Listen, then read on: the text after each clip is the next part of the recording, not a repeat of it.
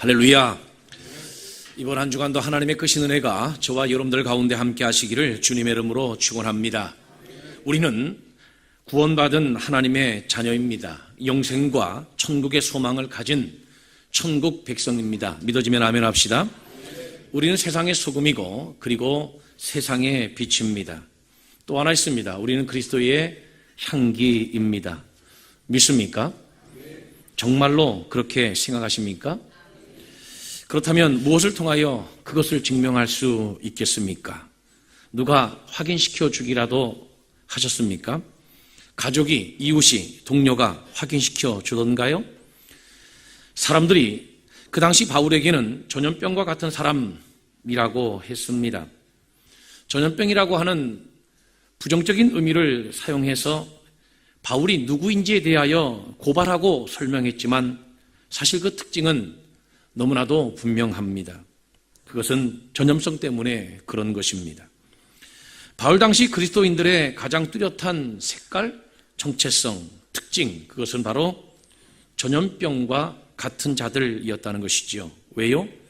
천하에 흩어진 유대인들을 다 소유하게 하는 자라고 여겼기 때문입니다. 그들이 가지고 있었던 복음과 믿음의 감염성, 그리고 그들이 가지고 있었던 복음의 영향력 때문에 그들을 전염병과 같은 자들이라고 했던 것입니다. 전염병이라고 하는 이 원어적 의미는 오늘날로 말하면 장티푸스 또는 흑사병을 가리킵니다. 그런 사람과 가까이 있으면 전염되게 되어 있죠. 감염되게 되어 있습니다. 감염되면 치명적인 것입니다.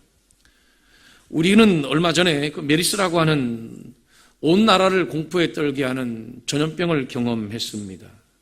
경기는 급속도로 얼어붙었고 사람들이 아파도 병원을 찾지 못했습니다.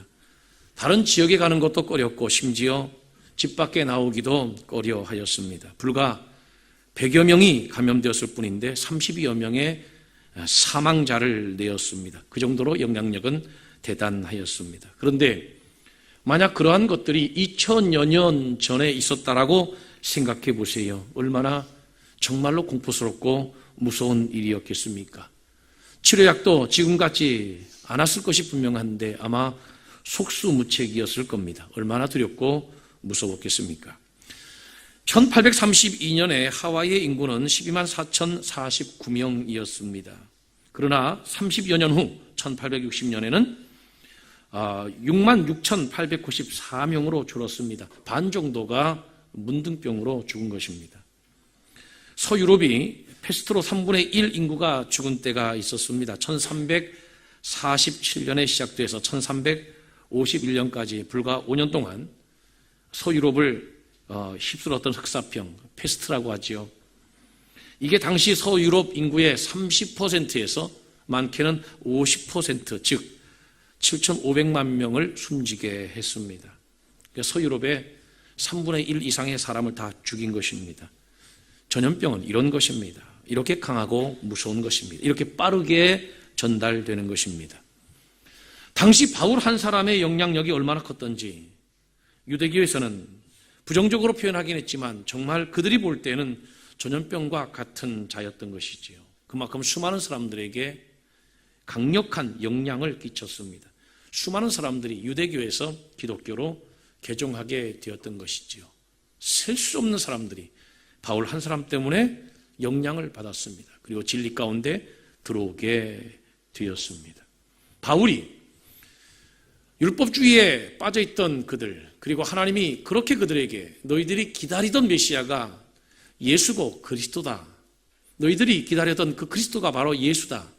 라고 말씀하셨는데도 불구하고 당시 유대인들은 믿지 않았습니다.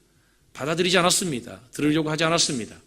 사도 바울이 가는 곳마다 유대인들을 만나서 당신들이 기다리던 메시아가 바로 예수다. 당신들이 기다리던 그 그리스도가 바로 예수다. 예수를 믿으면 구원을 받는다. 누구든지 주 예수를 믿으면 구원을 얻게 된다. 영접하는 자, 곧 그 이름을 믿는 자들에게는 하나님의 자녀가 된다. 하나님이 세상을 이처럼 사랑하사 독생자를 주셨으니 바로 그 독생자는 나고 나를 믿는 자는 멸망치 않고 영생을 얻게 된다. 할렐루야. 예수 그리스도께서 전하신 그 복음, 예수를 증거할 때에 많은 사람들이 유대교에서 기독교로 개종했습니다.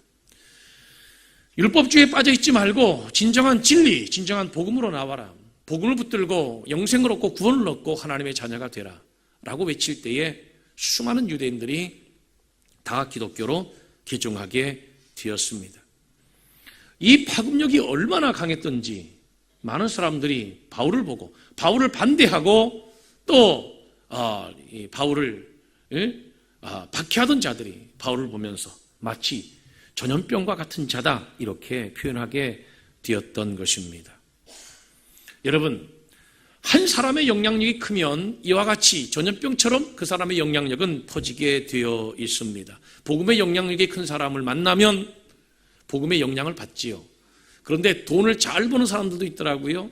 돈 잘 버는 사람 영향을 받으면 돈 잘 벌 가능성이 그만큼 많아질 것입니다. 여러분, 세계에서 갑부 중에 한 사람인 워렌 버핏이라고 하는 분 아시지요? 투자의 귀재라고 하는데 그분이 올해 만 88세이십니다. 버크셔 헤드웨이 회장이시죠. 근데 그분하고 식사를 한 끼를 개인적으로 하려고 하면 식사비가 얼마나 들어갈까요? 버핏 회장의 식사 경매가 1999년도부터 시작이 됐는데요. 그분하고 식사 한 끼 하려고 하면 2014년 그 미국에서 발표한 것을 제가 보니까 요새는 모르겠습니다만은 적어도 35만 달러, 우리나라 돈으로 3억 6천만 원가량이 된답니다. 그렇죠? 여러분들은 안 놀라죠? 한 끼 식사 그분과 하는데 3억 6천만 원이 든다는 거예요. 물론 그 경매를 통해서 그분이 사회에 기부하기 위한 의미도 포함되어 있지만은 그분과 식사하는 가치가, 식사하는 입장에서는 그 정도의 가치가 있다는 거예요. 식사 한 끼 하면서 그분에게 투자에 대해서 조언을 받으면 부자가 된다는 거죠. 그 조언 한마디 듣기 위해서 그분하고 3억 6천만 원 들여서 식사하는 것입니다. 그만큼 그분은 투자에 대해서 영향력을 가지고 있고 돈 버는 데 대해서 영향력을 가지고 있는 것이지요. 바울 만나면 복음을 듣게 돼 있고요. 그 복음 들으면 믿게 돼 있고요. 할렐루야. 바울 만나서 복음을 들으면 복음을 믿든지 아니면 바울을 죽이든지 둘 중에 하나의 결과가 나타나는 것이 바로 사도행전의 기록입니다. 전염병이 왜 전염병이겠어요? 그만큼 전염성이 강하기 때문에 전염병이라고 하지 않겠습니까? 전염병이 왜 전염병인 줄 아세요? 똑같아지기 때문에 전염병이라고 하는 겁니다. 그 병에 걸린 사람하고 만나면 똑같이 그 병에 걸려요. 다른 병에 걸리면 전염병이 아니지요. 예수 만나서 변화받은 사람 옆에 가면 똑같이 예수 만나 변화받게 되는 것이죠. 그 대표적인 예가 디모데 아닙니까? 디모데가 꼭 바울하고 똑같이 사역합니다. 그런 자세와 태도로 하나님의 일을 하고 그렇게 목회했습니다. 왜 전염병이라고 하지요? 강력하기 때문입니다. 그 사람 만나서 두세 사람이 몇 사람이 병 걸렸다고 그걸 전염병이라고 하겠어요? 일파만파로 수만 사람들에게 일순간에 퍼져나가기 때문에 그 강력한 특성 때문에 전염병이라고 하는 거 아니겠습니까? 여러분, 제대로 예수 믿는 사람 옆에 있으면 반드시 변화받게 되어 있고요. 영향을 받게 되어 있습니다. 오늘 저와 여러분들이 그런 사람이 되기를 주님의 이름으로 축원합니다. 사랑이 묻어나고 진리가 묻어나고 그리고 중심이 다시 살아나는 기적의 역사가 나타나는 것이지요. 그게 바로 전염성입니다. 오늘 본문에 보면 바울은 예루살렘에서 유대인들의 위협으로 가이사라로 이송되어 닷새 만에 벨릭스라고 하는 그 총독, 당시 유대 민족을 다스리던 총독 앞에 서게 됩니다. 총독이 주관하는 재판석에 앉게 됩니다. 안토니우스 이 벨릭스는 서기 52년부터 59년까지 유대 지방에 5년 동안 다스리던 총독이었습니다. 그런데 그 재판 과정에서 그 재판을 통해서 그들에게 바울이 비춰진 가장 강력한 색깔과 정체성, DNA는 바로 전염병이었던 것입니다. 전염병을 전파하는 자, 전염병을 가진 자, 전염병과 같은 자, 그것이 바로 바울, 또 당시 그리스도인의 모습이었다는 것이죠.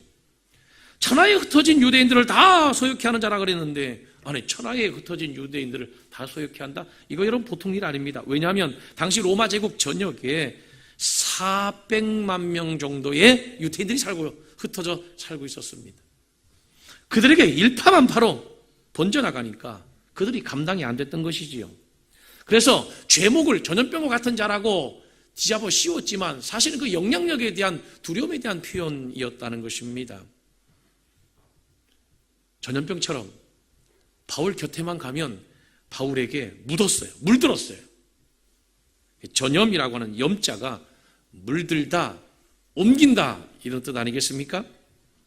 당시에는 그리스도인이 들어가 있는 가정이라면 그 한 사람 때문에 가정이 다 물들었어요. 뭘로 물들었어요? 복음으로 물들었어요. 진리로 물들었어요. 그리스도의 사랑으로 물들었어요. 할렐루야. 그게 바로 당시의 그리스도인이었어요. 그리스도인 한 사람이 어느 한 공동체에 들어가면 그 공동체가 완전히 변화됐습니다. 심지어 재판장이요? 재판석이요? 재판정에 가서 서 있다 할지라도 그 재판장 전체가 다 그 한 사람 때문에 물들고 말았어요. 저와 여러분들이 속해 있는 가정에 저 때문에 여러분 때문에 얼마나 많은 가족들이 물들고 있습니까? 그리스도에 물들고 있습니까? 복음에 물들고 있습니까? 당신은 그리스도인 한 사람이 그 가정 속에 들어가 있으면 부모고 자식이고 형제고 할 거 없어요. 전부 다 물들어 버렸어요. 복음의 영향을 받았어요. 믿든지 박해하든지 둘 중에 하나의 결과물이 반드시 나타났습니다. 이런 의미에서 볼 때 믿음이라고 하는 것은 전염성이라고 표현할 수도 있을 것 같습니다. 영성이 뭐냐고요? 영성은요, 얼마나 내가 그리스도인으로서 다른 사람에게 영향력을 미치는가라고 하는 그 정도가 바로 영성 아니겠습니까? 그 정도로 그 당시의 사람들은 사도 바울과 그리스도인들을 두려워했던 것입니다. 정말 전달성에 있어서 전염병과 같았고 전달 속도에 있어서 전염병과도 같았습니다. 얼마나 빨리 복음이 전파되었으면 잠시만 가만히 놔두면 가이사라는 물론 로마 전 지역에 흩어져 있는 유대인들을 다 복음화시킬 판이니까 그들이 얼마나 충격받고 놀랐겠습니까? 근데 더 놀라운 것은 바울이 총독 벨릭스 앞에서 변명하는 그 내용 속에서 더 드러나게 되는데, 바울이 이런 얘기를 합니다. 내가 예루살렘에 예배하러 올라가서 불과 열이틀 12일 동안 있었다.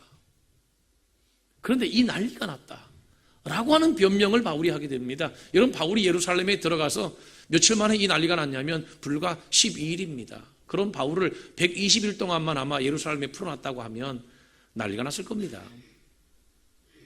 그러니 여러분, 얼마나 바울이 외치는 복음의 파급력이 당시에 컸는가, 얼마나 바울 한 사람 때문에 받은 영향력이 예루살렘에서 크게 나타났던가 우리가 쉽게 예측해 볼 수 있지 않겠습니까? 그 정도로 바울이 싫었고 미웠습니다. 바울의 복음을 받아들이지 않은 사람들의 입장에서 그 정도로 바울이 두렵고 싫고 무서웠던 것이지요. 그렇습니다. 여러분, 복음을 제대로 믿으면요, 사람이 바뀔 수밖에 없어요. 변화될 수밖에 없어요. 생각도, 마음도, 방향도, 인격도, 행동도, 습관도, 보는 눈도 다 달라지게 되어 있습니다. 할렐루야. 인간관계도 달라지고요, 가치관도 달라지는 것이, 월드뷰, 세계관도 완전히 다 달라지게 되어 있는 것입니다. 달라질 수밖에 없지 않습니까? 전염성 때문에 그런 것입니다.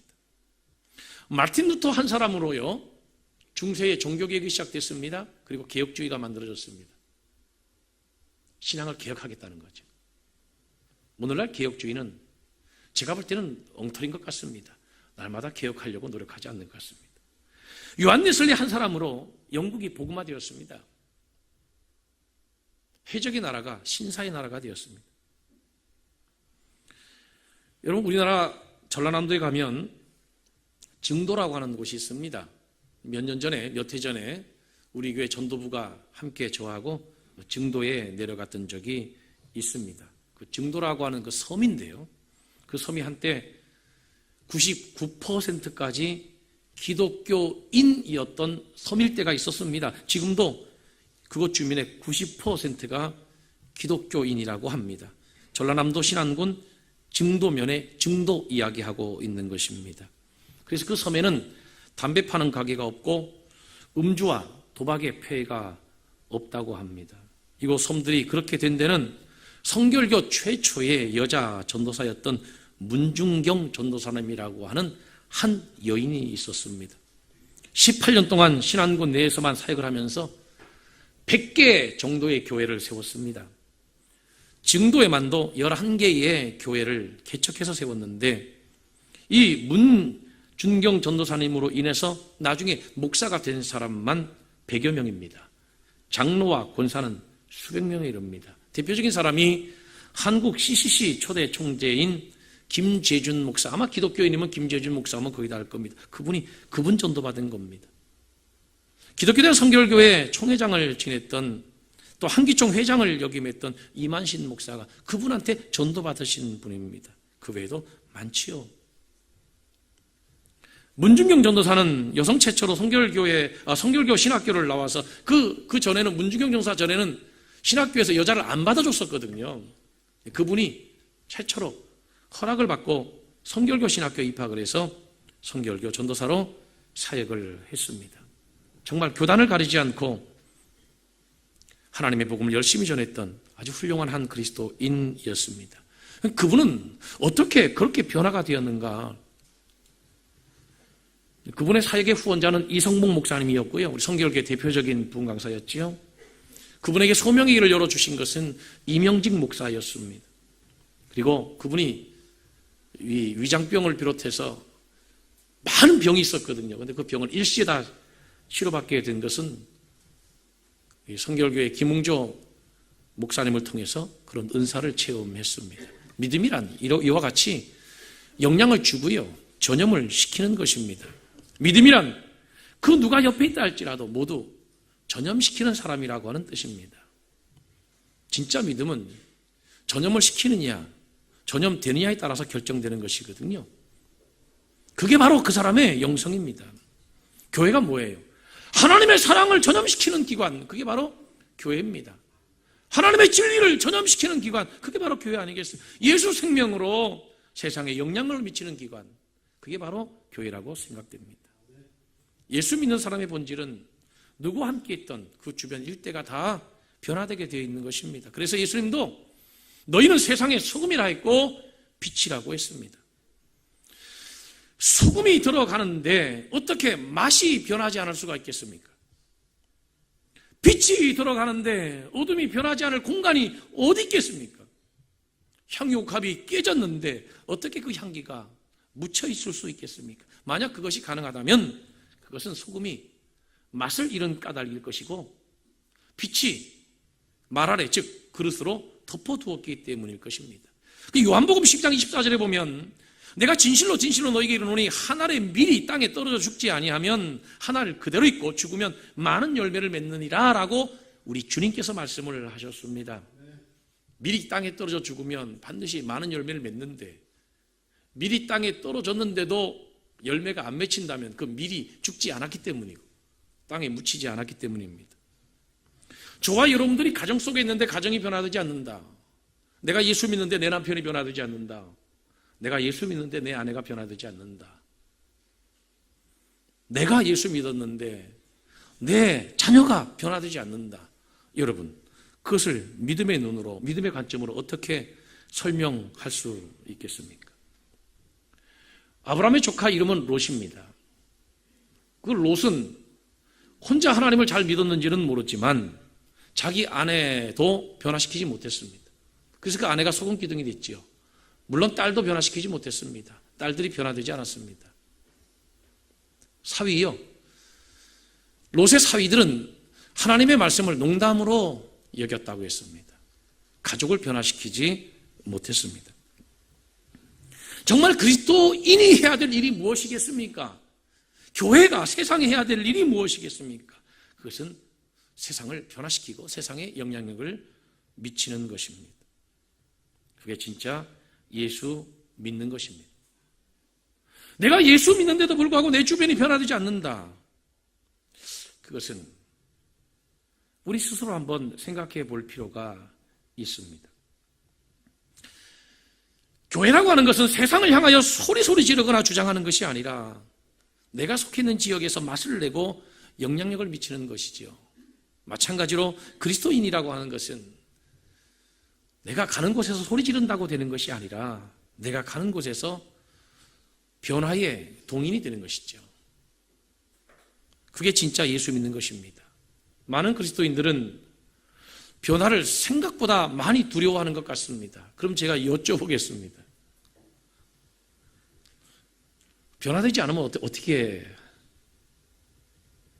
되겠습니까?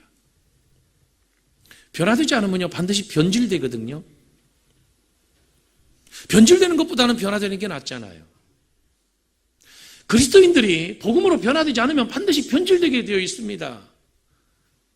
변질보다는 변화가 낫지 않아요? 세상에 동화되는 것은 그리스도인이 아닙니다. 세상을 변화시키는 게 그리스도인입니다. 세상에 동화되는 것보다는 세상을 변화시키는 게 낫지 않습니까? 근데 변화에는 원리가 있습니다. 변화는 반드시 변화된 사람을 통해서 주변이 변화되더라는 겁니다. 내가 복음 안에서 진정으로 변화되었다고 하면 내 주변은 변화되게 되어 있는 것이지요. 그게 바로 빛의 능력인 것입니다. 여러분, 아무리 세상이 어두워도 그 어둠 속에 빛이 들어가면 어둠 물러가게 되어 있습니다. 아무리 세상이 부패한다 할지라도 강력한 염분이 들어가면 부패를 방지하게 되어 있는 것이지요. 그러니까 세상이 어두운 게 문제가 아니라는 거죠. 세상이 부패한 게 문제가 아니라는 것입니다. 그리스도인들, 기독교인들, 저와 여러분들이 중심을 지키는 게 중요하다는 것입니다. 우리가 언제부터 세상을 그렇게 기대했다고 맨날 세상이 어두우니 부패됐느니 썩었느니. 그래서 그리스도인들이 있는 것입니다. 그래서 우리가 있는 것입니다. 세상에 빛이 되게 하려고, 세상에 소금이 되게 하려고, 그래서 우리가 있는 것입니다. 가정이요? 들어가 보세요. 모든 형제가 다 이기적입니다. 부모요? 말이 통합니까? 자식이요? 부모 존중합니까? 그래서 누가 있는 것입니다. 그래서 누가 있는 것입니까? 그래서 우리가 있는 것이에요. 그래서 부모인 내가 있는 것이고, 그래서 남편인 내가 있는 것이고, 그래서 아내인 여러분들이 있는 것이에요. 그래서 가정에 빛이 되도록 하기 위해서 주님께서 우리를 먼저 부르신 것입니다. 할렐루야. 그러므로 그리스도인이 있는 곳에는 영향력이 나타난다고 하는 것, 그것은 당연한 것입니다. 예수 믿는 사람이 있는데 영향력이 나타나지 않는 것, 그것이 바로 정상적이지 않은 것입니다. 당시 1세기는 성도들이 마치 전염병자와 같았습니다. 그리스도인이 있는 곳에는 감당이 안 될 만큼의 엄청난 변화와 파급력이 있었습니다. 그래서 그들의 신앙을 살아있는 신앙이라고 하는 것이고, 오늘날 우리가 본받아야 할 교회를 초대교회로 돌아가자, 초대교회를 본받자라고 이야기를 하는 것입니다. 가정에서 내가 몇 년을 살았는데, 아니 직장에서 동료들 속에 몇 년 동안 그 속에 박혀 있었는데 내 주변의 사람들이 나를 통해서 복음의 영향력, 그리스도의 영향력, 하나님의 사랑이라고 하는 영향력에 영향받지 않았다고 하면 그것은 우리가 좀 더 하나님 말씀을 붙들고 우리 자신을 돌아봐야 할 모습이라고 생각을 합니다. 적어도 사도행전이 보여주는 1세기의 그리스도인들의 색깔과 모습, 그들의 정체성은 복음을 전염시키는 자들, 그리스도의 사랑을 전염시키는 자들, 하나님의 사랑을 전염시키는 자들이었습니다. 여러분, 이왕이 예수 믿고 변화되는 저와 여러분들이 되시기를 주의 이름으로 축원합니다. 저도 그렇고 여러분도 그렇고요. 좀 이렇게 변화되면 어떨까 생각해 보았어요. 예수만 생각해도 기분이 좋고, 가만히 있어도 찬양이 입에서 흘러나오고, 새벽마다 기도만 하면 하루 종일 힘이 넘쳐나고, 토요일 날만 되면 빨리 주일이 왔으면, 빨리 교회 가고 싶다. 빨리 교회 가고 싶다. 어떤 분들은 토요일 날만 되면, 이거 발음이 잘 안 되지요? 토요일 날만 되면, 왜 이렇게 일주일이 금방 와? 지난주에 빠졌는데도 2주간도 금방 가네? 주일을 맞이하는 것이 괴롭고, 가기는 싫은데 안 가자니 집안이 시끄러울 것 같고, 가자니 괴롭고. 여러분, 그거보다는 주말만 되면 주일이 막 기다려지는 저와 여러분들이 되기를 주의 이름으로 축원합니다. 그저 하나님의 사랑만 생각해도 마음이 그냥 평안해지고, 말씀만 은혜도 그냥, 말씀만 읽어도 은혜가 줄줄줄줄 흐르고, 그저 누군가 만나면 어떻게 하든지 예수 만나고, 예수 만난 거 얘기하고 싶고, 내가 신앙생활 하는 거 얘기해주고 싶고, 내가 다니는 교회 자랑하고 싶고, 예? 우리 교회 목사님도 좀 자랑하고 싶고, 아이고, 아멘 나와서 내가 쓸어내렸습니다. 그저 이것저것만 생각해도 그냥 감사하고, 그냥. 예? 할렐루야. 보세요, 여러분. 너무 짠 거, 너무 매운 거 먹으면 물 켠다 그러잖아요. 물 먹고 싶잖아요. 진리라고 하는, 복음이라고 하는 DNA는 굉장히 강한 것입니다. 복음을 들으면요, 누군가에게 이걸 말하고 싶어지는 게 너무나 당연하잖아요. 우리가 합격해보세요. 막 얘기하고 싶죠. 어떻게 하든지. 예? 우리 교회도 지난주에 합격한 사람 2사람이나 있었어요. 운전 대형 면허. 얼마나 말씀하고 싶었겠어요, 막. 내가 대신 얘기해 주는 거예요. 운전 대형 면허로 장로님들 2분이 가서 땄어요. 근데 한 분은 왜 못 땄는지 몰라. 장사하느라고 못 땄지 뭐. 예. 그 운전면허증을 대형 면허를 한 방에 따왔어. 3일 만에 따왔어. 이야, 참 우리 교인들은 대범해서 별로 놀라지도 않아요. 어지간한 얘기해서는 안 놀라. 몇십억도 눈도 끔찍 안 하는데 뭐 대형 면허. 여러분, 우리가 남보다 좀 뭔가 얻은 것만 있어도 막 자랑하고 싶잖아요. 당연한 거예요. 그런데 그 좋은 천국 백성 되고 그 좋은 신앙생활, 아니 여러분, 교회 오면 뭐 나빠요? 아니, 교회에 오면 교회에서 뭐 가르쳐요? 도둑질 가르쳐요? 아니면 사기치라고 가르쳐요? 바람피라고 가르쳐요? 술 먹고 알코올 중독자 되라고 가르쳐요? 교회에서 뭐 가르쳐요, 여러분? 사랑하라, 용서하라, 용납하라, 관용하라, 하나님의 백성답게 양보하며 살아라. 하나님의 말씀, 복음 아니고는 구원받을 수가 없으니까 같이 복음을 나누며 살자. 아니, 그게 뭐 나빠요? 그게 얼마나 좋아요? 그거 좀 얘기하세요, 다니면서. 할렐루야, 할렐루야. 복음이라고 하는 것은 전염되는 특성을 가지고 있어요. 그런데 복음을 듣고 전염되지 않는다라고 하는 것은 내 신앙이 진짜 신앙이 아니든지, 아니면 내가 비겁하게 나의 믿음을 뚜껑으로 덮어놓고 있기 때문일 것입니다. 나 때문에 가족이 얼마나 변화되었습니까? 나 때문에 내 자녀가 얼마나 변화되었습니까? 나 때문에 나의 이웃이, 나의 동료가 얼마나 변화되었습니까? 그만큼이 바로 우리의 영향력이라고 하는 사실을 부정할 수 없지 않습니까? 복음이란 전염병과도 같은 것입니다. 복음만큼 무서운 전염이 없습니다. 지금 현재 세계 70억 인구 중에 복음에 전염돼서 감염되어 있는 사람들이 22억 명입니다. 3분의 1이 복음에 이미 지금 감염되어 있습니다. 확실히 복음은 전염성이 강합니다. 복음에 접하게 되면 다 이렇게 전염되게 되어 있는 거예요. 왜 그런 줄 아세요, 여러분? 복음은 생명이기 때문에 그렇습니다. 복음이 우리의 영혼을 살리기 때문에 그래요. 복음이 바로 하나님의 능력이기 때문에 그렇습니다. 여러분, 이 복음보다 더 좋은 바이러스가 이 세상에 있는 줄 아세요? 바이러스 그러니까 좀 기분 나쁘죠. 바울도 그것 때문에 항변했습니다. 내가 그렇게 악한 전염병은 아니다. 그러나 바울도 자기를 통한 영향력은 부정할 수가 없었습니다. 우리가 독감 주사 맞잖아요. 오늘도 한 권사님이 저한테 물어보더라고요. 목사님, 컨디션이 어떠세요? 컨디션 나쁘면 갖다 꽂으려고. 아직 괜찮습니다 그랬는데, 여러분, 독감 주사가 뭡니까? 나는 뭐 의사도 아니고 간호사도 아니지만은 원리가 그런 거 아닙니까? 미리 독감이라고 하는 그 균과 싸워서 이길 수 있는 균을 미리 주입해가지고, 예? 몸속에 넣어놨다가 독감이라고 하는 균이 들어오면 싸워서 이기도록 하기 위해서 미리 놓는 거 아니겠어요? 그 예방주사 아니에요? 복음이라고 하는 바이러스가 이런 것입니다. 세상의 그 더러운 사상들, 그 세상의 어둠의 세력들, 그리고 이 세상의 악한 세력들, 또 부도덕한 세력들, 이런 것들과 싸워서 최고의 능력을 발휘하는 것이 바로 복음이에요. 할렐루야! 내 영혼 지키고 내 가정 지키고 내 자녀들의 삶을 지켜내는 게 바로 복음이에요. 이 복음에 감염되는 것보다 더 좋은 게 어디 있겠어요? 그래서 우리가 복음 하는 것입니다. 복음을 믿으면 참 좋습니다. 따라하겠습니다. 예수 믿으면 참 좋습니다.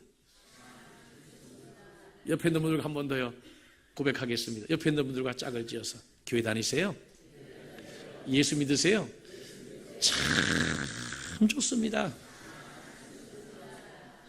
제가 도와드리겠습니다. 한 번 더요. 교회 다니세요? 예수 믿으세요? 그래도 믿으셔야 합니다. 제가 기도하겠습니다. 아멘. 얼마나 좋아요. 사랑하는 성도 여러분, 복음은 참 좋은 것입니다. 내가 변화된 만큼 남을 변화시킬 수 있습니다. 내가 변화되지 않으면 나는 변질될 수밖에 없습니다.